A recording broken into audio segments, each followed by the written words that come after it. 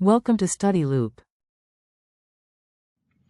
So the height above the ramp that he goes is 1.80 meter, but then there's also a radius r, and that radius is equal to 2.70 meters. So the total height through which the person falls, h, is equal to 1.80 plus 2.70 meters, which is equal to 4.50 meters.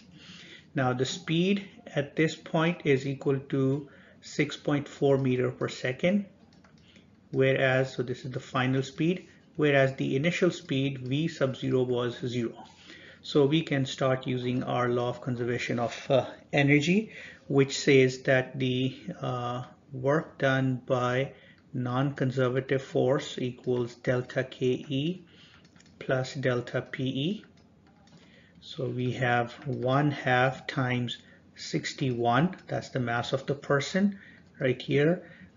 So the final speed is 6.4 squared, and the initial speed was 0, and then plus 61 times 9.8 times negative 4.5, because the person is coming down.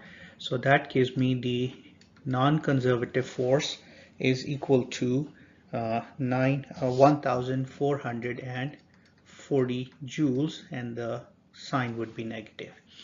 Now the only part over which friction acts is this circular path here. So this is the S that we want to find out first, and this S is actually 1/4 of the circumference. So we have S is equal to 2 pi r over 4, or that equals 2.7 pi over 2, and we know that work is equal to Fs. So F is equal to work over S, and the amount of work done is 1440 joules. That's the work done by the resistive force, and then divide that by 2.7 pi over 2. That gives me the force, magnitude of force is equal to 340 newtons.